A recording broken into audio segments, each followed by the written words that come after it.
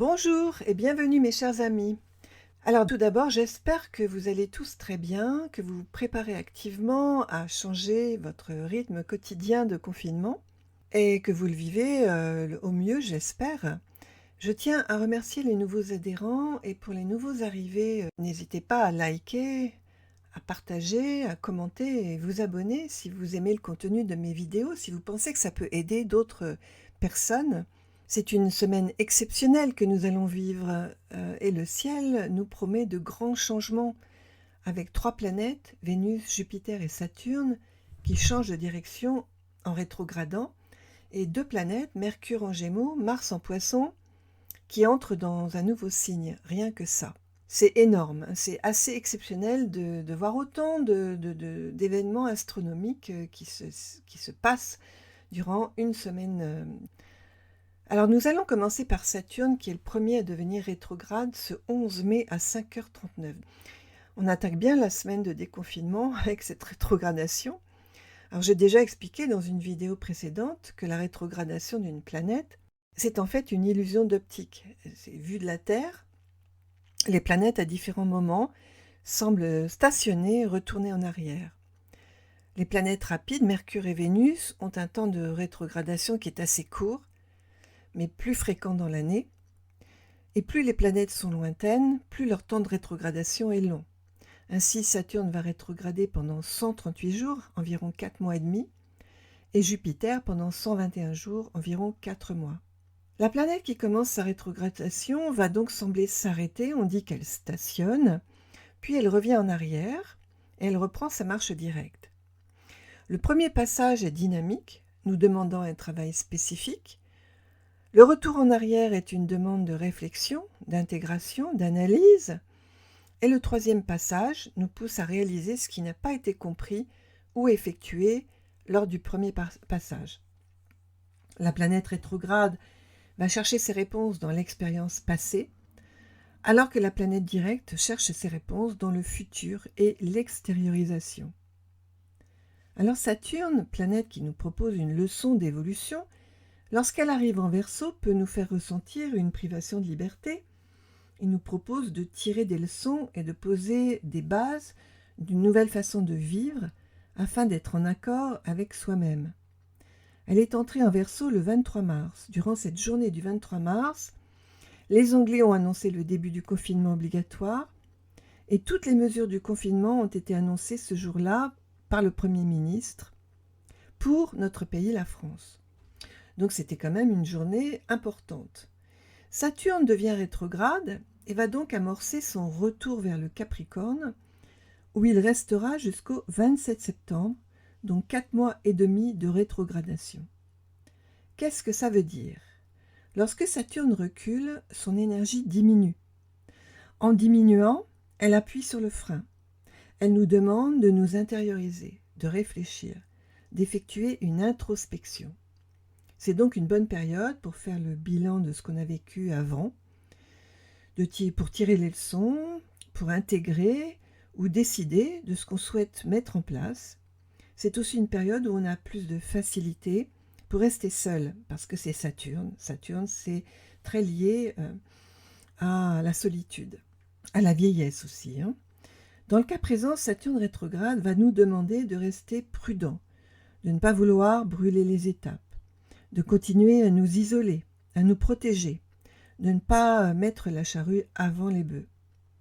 On va peut-être se sentir à nouveau freiné, contraint, obligé de ne pas pouvoir profiter de notre liberté, puisque c'est quand même Saturne en Verseau jusqu'au 3 ou 4 juillet. Il se peut donc que lorsqu'il va revenir en Capricorne, donc début juillet, les restrictions soient encore plus mal vécues, car déjà il va retourner dans son signe, le Capricorne. Saturne, je le rappelle, est le maître du Capricorne. Donc retrouver sa position où il était avec Pluton et Jupiter, lorsque toutes les problématiques de coronavirus sont arrivées en France et dans le monde. Et il est possible que ces restrictions deviennent plus fortes et nous obligent à nouveau à de nouvelles obligations. N'oublions pas que Saturne, c'est aussi la planète des devoirs, des obligations et des responsabilités. Et ce n'est pas fini, puisque le 14 mai, Jupiter, pour faire comme son copain Saturne, eh ben lui, il entame sa rétrogradation à Capricorne. Donc Jupiter, on l'a déjà vu, c'est la planète de l'ouverture, de la sagesse, de la foi, de la confiance, de la joie aussi, quand c'est bien vécu.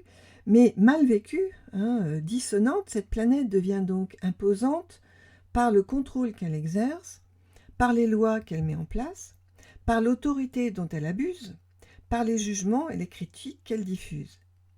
Donc quand elle rétrograde, son influence certes va diminuer un peu, mais elle propose des temps de réflexion sur le sens de notre vie, sur nos valeurs, sur nos croyances et aussi sur nos objectifs.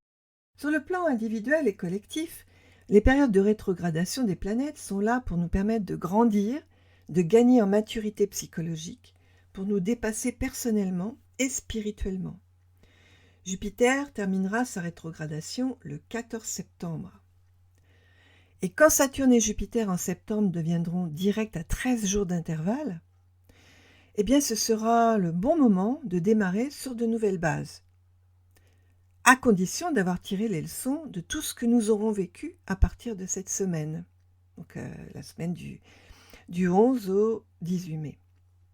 Le but sera donc de créer des structures de vie adaptées, sans plus de repères par rapport à l'ancien monde, des structures qui pourront se mettre en place si nous avons bien compris les leçons de ces planètes, leçons concernant principalement nos idéaux, nos valeurs, notre sécurité, nos habitudes, notre ouverture de conscience aussi, notre ouverture d'esprit, nos responsabilités vis-à-vis de nous-mêmes, des autres et de la Terre.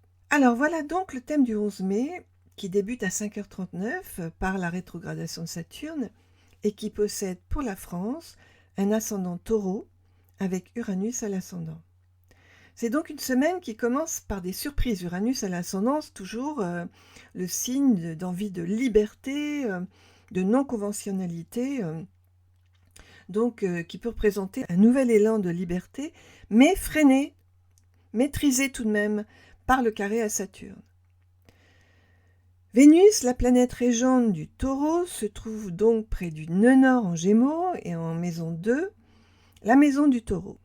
Alors cela nous donne bien sûr l'envie de profiter de la vie, des bons moments, de nous faire plaisir, mais avec le carré Neptune, il y a toujours cette tendance à rester dans le flou, l'hésitation, l'illusion un peu, peut-être à ne pas vouloir vraiment voir les choses telles qu'elles sont, ou les minimiser, ou être dans le déni. Ce qui est tout à fait la symbolique de Neptune qui nous fait partir dans les nuages, on va dire, quand on le vit de façon dissonante. Et là, c'est quand même un carré, donc Vénus carré Neptune. Ça risque de nous leurrer, de nous tromper. Le travail à faire demandé par ce carré à Neptune, j'en ai déjà parlé, mais je le répète, il est toujours d'actualité. Et encore pour un moment, car Vénus va rétrograder en Gémeaux, j'ai envie de dire malheureusement, parce que on va continuer à avoir ce carré à Vénus pendant un petit moment, puisqu'en fait, Vénus rétrograde le même jour que Jupiter, le 14, et ce jusqu'au 26 juin. Donc ce défi, c'est de rester bien objectif, d'exercer son esprit d'impartialité. Restons donc bien réalistes dans les périodes qui vont suivre, là, les semaines qui vont suivre. Acceptons de voir les choses telles qu'elles sont, sans nous leurrer non plus, sans être dans le rêve. La solution, c'est d'écouter, non pas toutes les informations différentes et contradictoires qui nous arrivent de tous côtés, mais d'écouter ce que nous dit notre fort intérieur. Le défi d'une Vénus en Gémeaux, qui risque d'être un petit peu éclaté dans tous les sens, c'est d'écouter son cœur. La Vénus en Gémeaux, effectivement, elle peut être très intellectuelle, et alors que dans sa nature profonde, c'est la planète du cœur, de l'amour, de l'affectif, du ressenti. Donc écoutons notre cœur, écoutons notre intuition, écoutons ce que dit notre feeling.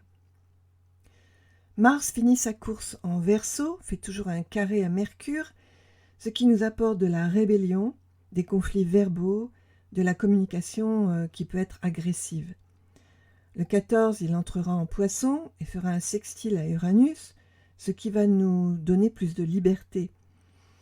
Nous resterons certainement très idéalistes, mais nous aurons peut-être aussi accès à des informations surprenantes ou on pourra peut-être accéder à des vérités. Quant à la Lune en Capricorne, au milieu du ciel, elle nous donne le besoin de retrouver une vie sociale, de nous réimpliquer dans le travail, et elle montre que nous allons apprécier la liberté que nous allons retrouver avec son trigone à Uranus, tout en restant prudent et réservé parce qu'elle est en Capricorne, peut-être même un peu plus méfiant les uns vis-à-vis des autres.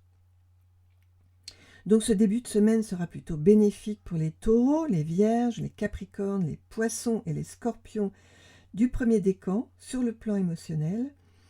La lune et le soleil en signe de terre formant un beau trigone. Les troisièmes décans de ces signes ainsi que les cancers du troisième décan auront encore des facilités pour communiquer, s'ouvrir aux autres, partager grâce au trigone entre Mercure en taureau à Jupiter et Pluton en Capricorne. Mais seulement jusqu'au mardi 12, car Mercure va entrer en Gémeaux, va donc changer de signe, va passer du taureau au Gémeaux, et va bien sûr favoriser les Gémeaux, ainsi que les signes d'air et les signes de feu du premier décan, à savoir les balances, les verseaux, les béliers, les lions, les sagittaires. En faisant un trigone à Saturne, il va apporter de bonnes capacités d'analyse, une communication sage et objective. Et voici maintenant le thème du 14 mai. Carte dressée au moment où Jupiter commence sa rétrogradation, à 16h34, heure locale pour Paris. N'oublions pas que ce même jour, Vénus amorce sa rétrogradation en Gémeaux et Mars entre en Poisson. Ces signes mutables sont le symbole du mouvement, du changement, de l'adaptation. Nous avons donc un ascendant Balance, et comme vous pouvez le voir, toutes les planètes sont positionnées à droite du thème, ce qui indique que toutes les énergies sont dirigées vers l'ouverture aux autres, mais sans vraiment pouvoir le faire comme on aimerait, à cause de ces lunes noires qui occupent la maison 7, la maison du couple, la maison des associations, du plan relationnel, en analogie avec le signe de la Balance.